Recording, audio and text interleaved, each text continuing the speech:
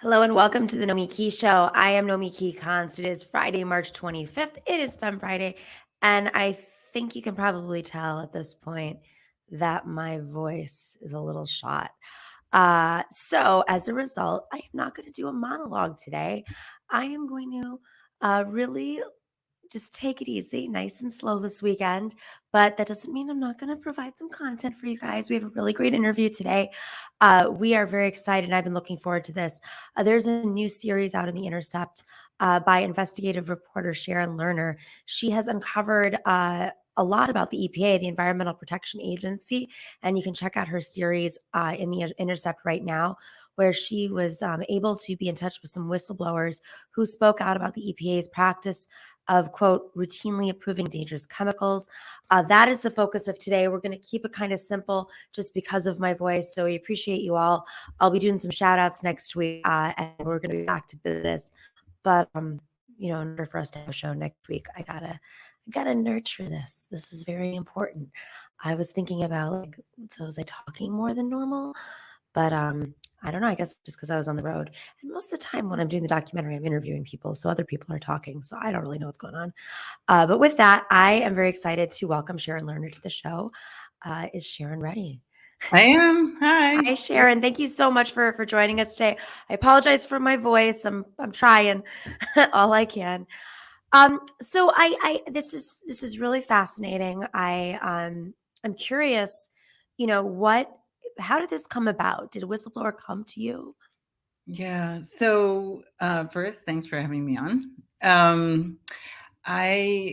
This goes back almost a year ago. I have been doing this series since July. The first story is in July, but researching it even before then. And yes, I was contacted by a number of whistleblowers who work in the EPA's Division of New Chemicals, and their job is to make sure that the chemicals are safe before they hit the market.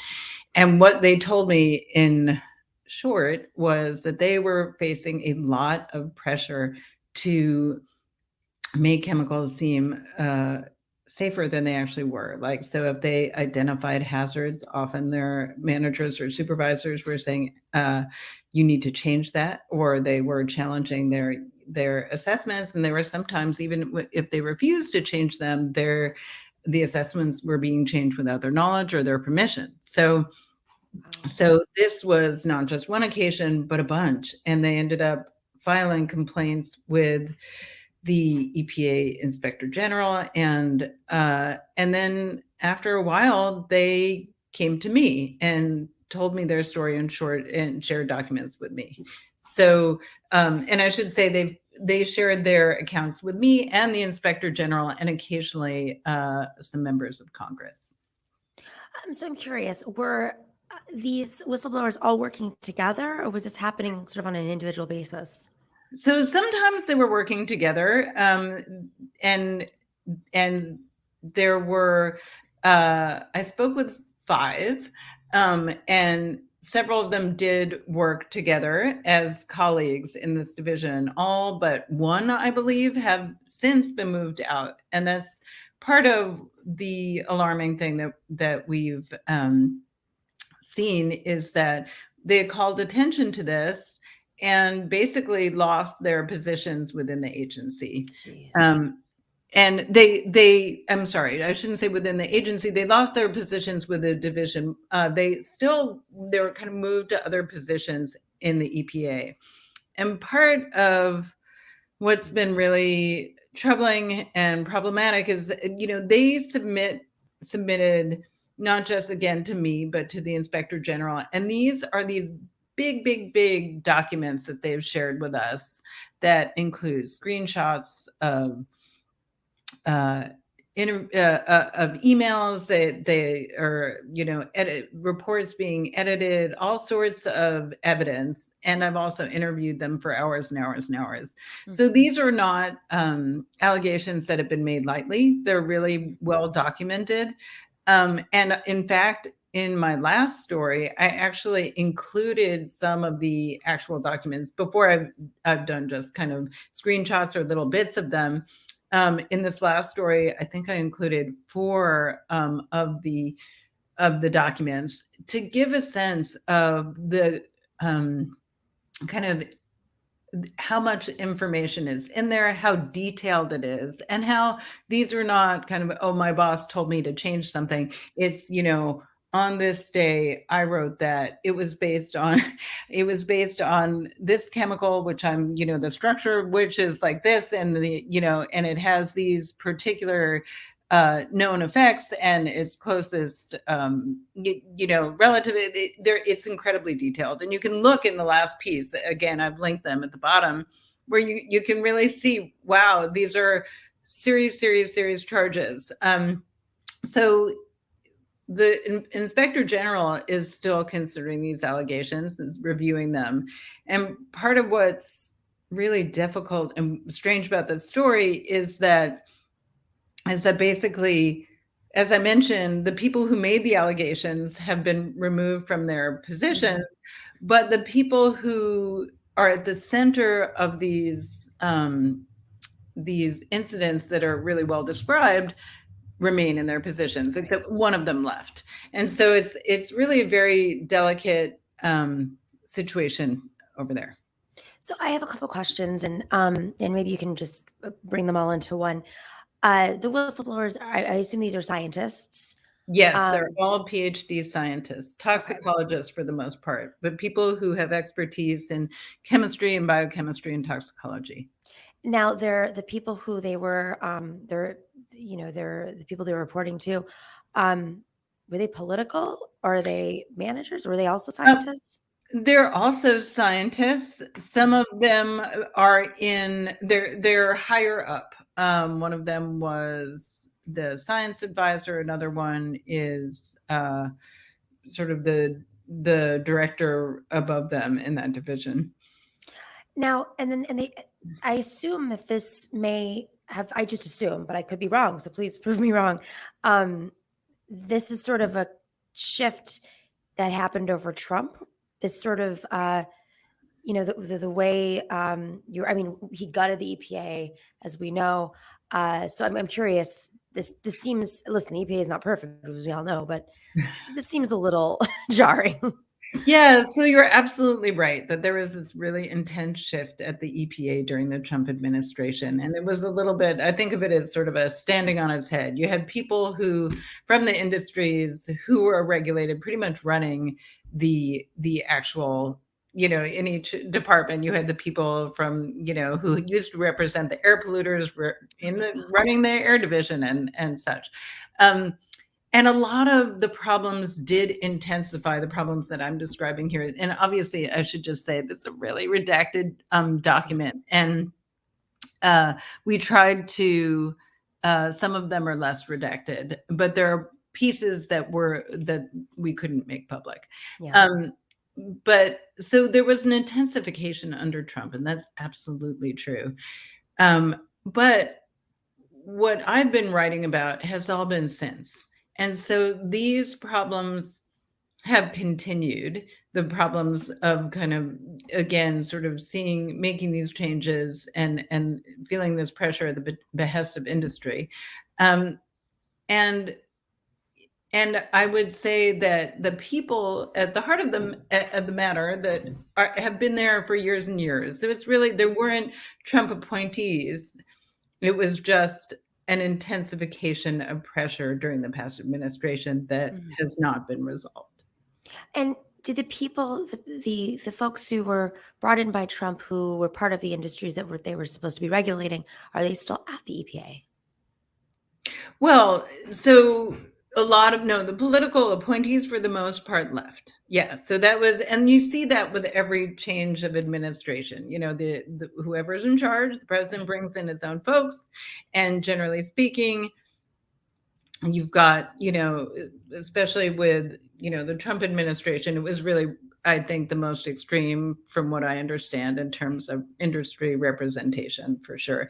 And most of those folks are gone. Yes. But in this part, this new chemicals part, and the part of the EPA that looks at both new and old chemicals, it's one of the divisions that's really struggled to kind of maintain its integrity, because what it's doing is regulating an intensely powerful and profitable industry, right? And whether your chemical comes onto the market or not, and what restrictions it has, matters a lot to the manufacturers, right? And often what happens is, if the manufacturers aren't happy, if their chemical is not getting approved, or is not getting approved as quickly as they'd like it to, what happens, and I've reported on this in the second and third pieces of this, I believe, series, is that they'll call on their elected officials and they'll say,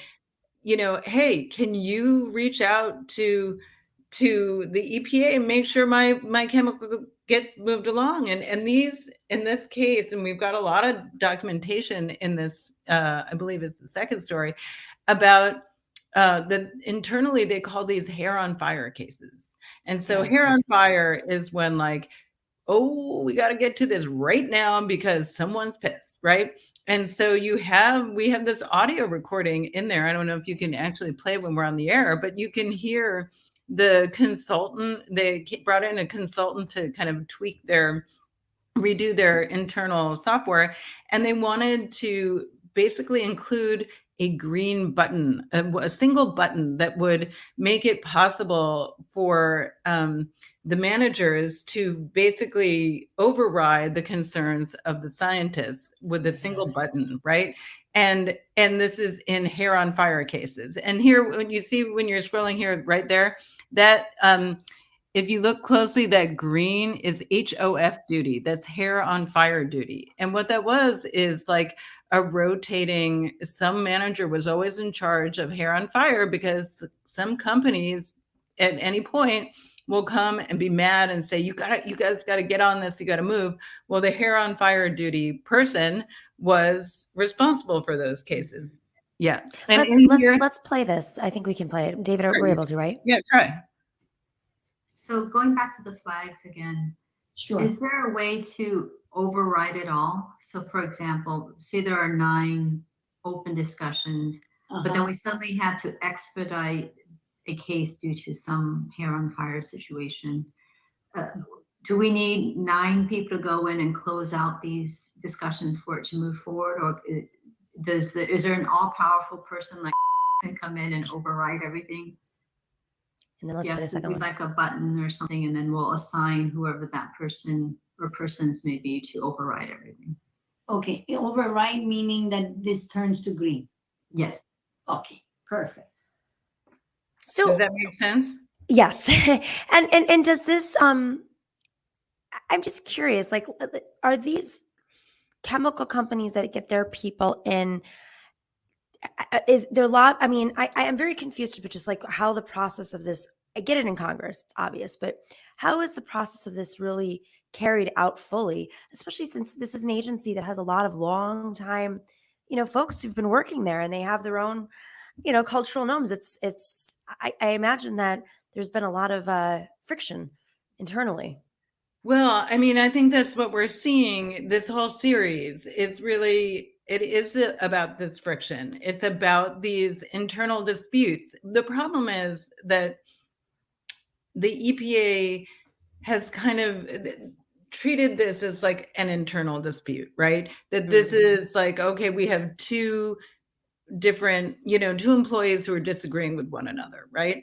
But PEER, which is it's an environmental organization that is representing the whistleblowers in this case, is really arguing the point that it's not really just he said, she said, or he said thing.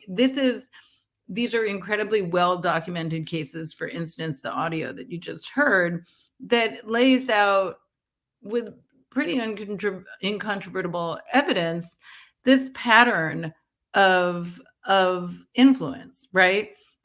And so it's not just about like, oh, I believe this and you believe that, and it's a sort of, you could go either way scientific point. It's actually something bigger. And so the dispute that's kind of happening now, I think, is that PEER really wants the folks who are named in these disclosures and in the incidents they've described to me, they want them out of their positions, right? Because they want this influence to stop, and they don't feel like it has. And I think EPA feels like we really need to hear the inspector generals. We want to hear what they say before we do anything to change personnel, right? And so you can see it's like a pretty meaty dispute. And what the whistleblowers would say and have said to me is like, the reason that they came forward, and I should say that they came forward at real risk to themselves, and it has been a very bumpy ride for them. They've lost their positions, and they've been public. They actually wanted me to use their names, and I did. And so now you can Google them, you can find them. And everyone in the agency knows who they are. And that's like a really intense thing to do. And why would anyone do that? And I've asked them, why would you do this? It's because they really felt like there was danger to the public health, that we are breathing these things, and that they felt like they had to stop it. And that, these are people who went to the EPA because they really were concerned about protecting people from chemicals. And they were lying awake at night feeling that they knew something was happening and that it really had huge consequences, and that they needed to come forward out of like an obligation, And so when you look at, some of the chemicals we're talking about, in one case, it's like a paint, and so there's a spray paint that is about half of, it's by weight, half of this product is a known carcinogen. And the folks, the whistleblowers, wanted to be able to mention that in the assessment, that basically half of this stuff is this known carcinogen. And it's a well-established carcinogen that's been recognized by the state of California. And they ended up, the manager said, no, you that's not the way you do it. And they said, okay, well, they were debating this sort of process point, and they said, okay, we can't do it this way. Can we alert people another way? No, you can't do that either. And so it's this really feeling like, oh my gosh, we have this consequential, really important information, and we're trying, it's our job to alert the public, and we can't. And so I think that's when you end up with a situation where people really put themselves in this terrible spot, personally and professionally, to get this message out. And I think I mentioned I started my first piece in this series was in July. It's in March. It's March now. So for the better part of a year, they've been kind of dangling and under this really intense pressure, and this is not resolved. And the people who they've named and brought attention, to their actions remain in place. So it's a very difficult situation. And let's talk about the inspector general. Who is this? How are they appointed, or how do they earn this position? And when do we expect a report back? I've asked them when they expect to report back, and they won't tell me, and they won't make this kind of thing public. There's just no response.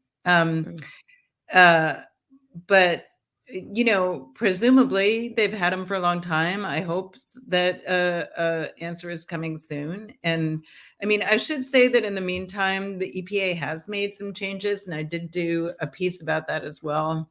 I think it's maybe 4 or 5, but where they've made some structural changes, added some positions, created a position and created 2 kind of bodies within the agency that will be paying attention to the scientific integrity in these areas and trying to check on it. And I feel like these are good steps.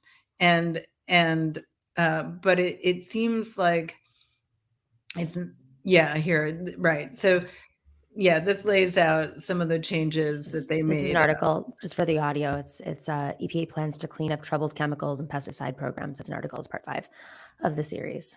I'm curious. Did any of the companies or the chemicals associated maybe with specific companies, did they respond? Have they acted out? Is there any sort of It's acknowledgement of such a this? good question. And the answer is complicated and weird because, well, it is, because you would think, so I mentioned the paint chemical. That chemical is not made specifically by one company. It's kind of an old chemical that's been around for a long time. Mhm. And all the products that they're assessing, that they're writing about in these disclosures, complaints to the IG, right? Mhm. They're all submitted to the EPA as confidential business information. And Okay. if the whistleblowers were to reveal any of this confidential business information, they would be at an even greater threat. Like they could face criminal penalty. Wow.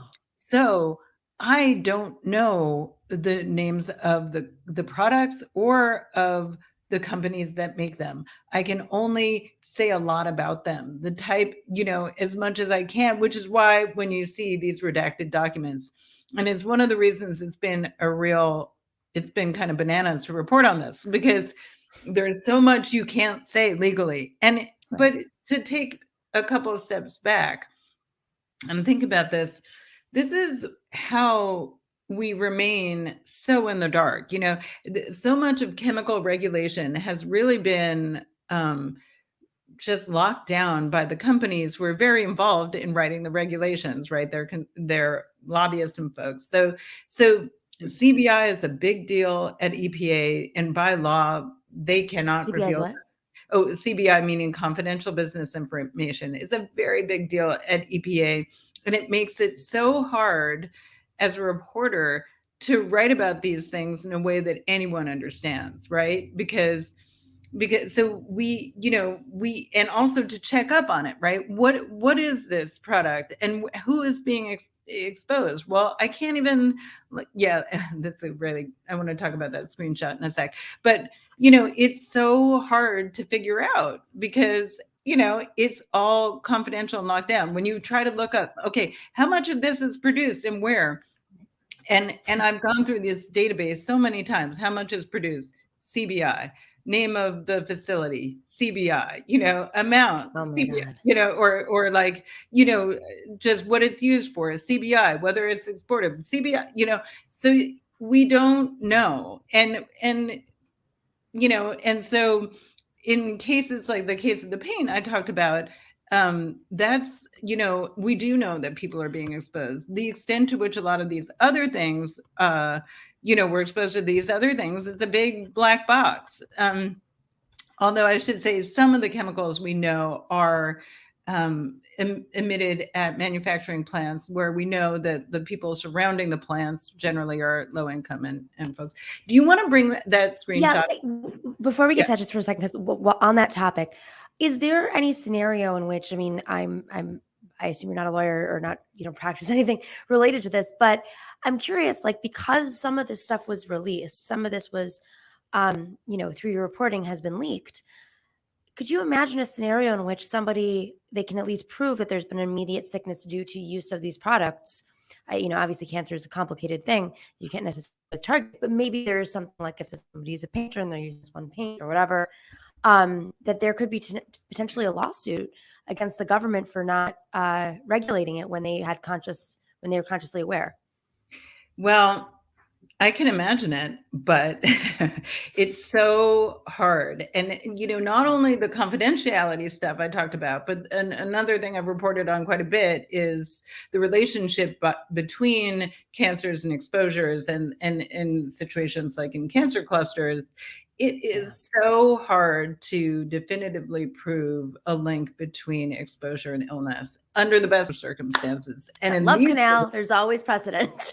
Right. But that was a humongous struggle that took years and years and years and years. So, which isn't to say, I mean, there are a lot of cases happening now, and particularly, with pesticides, you see there are Roundup cases with, Right. there certainly are, but it's a huge lift. Right. So let's go back to the there was this health. Here we go.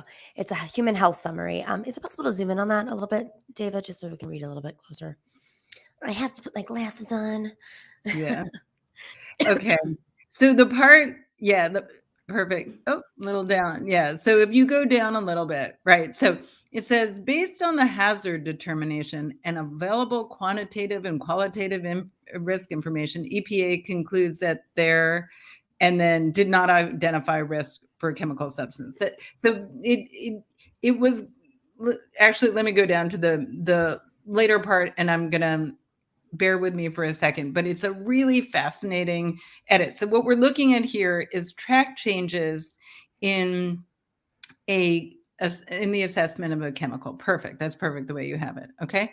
And so the original, so what's in black and then what was eventually struck out was written by a scientist who authored this assessment, right?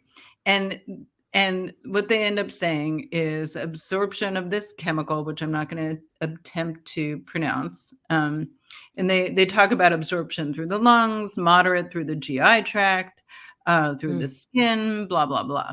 For the for the new chemical substance, sorry. All right. So this is the one that's the car paint, right? So the new chemical substance contains more than half of this thing. And it says, which they call here the residual component. For the residual component, EPA identified dermal sensitization and systemic effects and cancer as hazards. Okay, so we've got dermal sensitization, systemic, which is lung, kidney, liver, and adrenal gland effects, and cancer are the three hazards, right? EPA identified, okay, we don't need to worry about that. And then it says, and then the last sentence is, EPA qualitatively evaluated a dermal sensitization, and then all that struck out, and in its place, it just says, for the new chemical substance, EPA did not identify a hazard. So we've said, the original said that it had systemic effects, right, on the lung, on the kidney, right, and on the adrenal gland, and cancer, right? And now it says it didn't identify a hazard. And so imagine it's your job. It's your job, to protect the public from the health effects of hazardous chemicals. That's your job, right? That's what you've gone to school for many years to do. That's what you want to do with your life. And that's what you get up every morning in the day to do, right? And you do what you are supposed to do according to your job description, and you lay that out. And then you go to bed thinking you've written that, and you wake up to realize that someone scratched out your work and said, no, there's no hazard. It's even a form of dignity. It's not even, I mean, obviously there's a public health issue, and there are people whose jobs might be to paint every day and aren't even aware of the risks, or they might be using one paint or another because they think it's a little safer. But this person wakes up dedicated to doing this, and it's dignity too. I can imagine it's quite a gut punch. Right. And so you mentioned the person who's going to paint. You know, one of the frustrations is very hard to actually ban a chemical. Is very a rare thing, right? But what happens at the very least is that, you know, if a paint is a carcinogen, you might get at least a label saying this is carcinogenic. And maybe if you're working in, let's say, a car detailing shop, which is one of the places that uses this kind of stuff, you might wear a mask, but you're not going to do it if you don't know that it's a problem. And so, yeah. I mean, what's so fascinating about this work, though, is on one hand, it's very hard to prove where cancer comes from and what specifically caused a cancer. But on the other hand, reading the details of what they're reporting, like they're very clearly reporting on the effects of these chemicals and specific, it's just, I'm actually with specificity that I'm kind of surprised by. Yeah, it is super specific. And some of these documents that I get are, 40 pages. They're like, so they're only like, I'm super condensing them because, one, it's incredibly hard to understand just because it's so detailed. Right. But yeah, no, this is, as I said, it's not sort of off the cuff. These allegations aren't lightly made.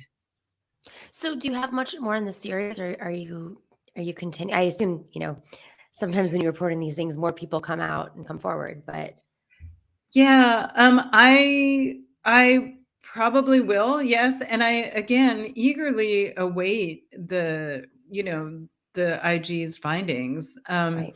In the meantime, as there is more information, I'll put it out, and people like, I desperately want to be fair to everybody involved in this situation. And I know that a lot of people at EPA are doing are trying to right a ship that was like upside down, but I really feel like, to the extent that this is still going on, it needs to be addressed immediately. And I feel, of course, for the whistleblowers, but I feel more for the rest of us who, it really shakes the confidence in our federal government to read these things. And to, as I have really thoroughly, it makes me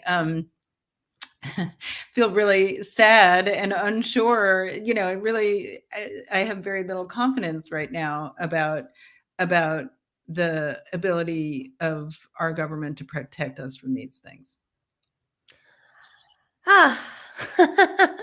Great thing to go into the weekend with. No, I mean, come on, this is. I imagine you're also under pressure as well. I mean, being an investigative reporter is not easy. Have you had anybody retaliate? The government respond? Is anybody or any of the I can't even imagine the companies that you haven't listed them, but has there been any sort of response to your piece from anybody in government or otherwise? Well, I mean, the EPA has again made some changes, and I think this is just very contentious stuff. I've heard from a lot of people, and I have heard from some other people who left EPA and feel that, I've got a lot of emails that are the sort of, that's the tip of the iceberg kind of a thing. And then and then I've heard from people saying EPA is, they're trying, and it's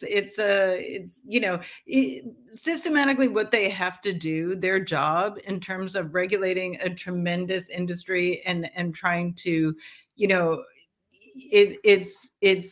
there are more chemicals, there are more than 40,000 chemicals in use, and they're like this little underfunded agency trying to make sense of it, and it is beyond daunting, and I very much get that.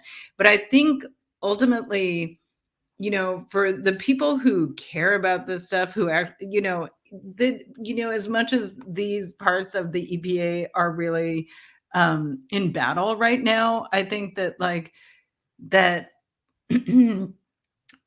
most of the leadership at EPA wants to do the right thing, I think, and to clean this up. So I remain hopeful, and which isn't exactly what you asked me, but I'm happy to do the work, and don't worry about me.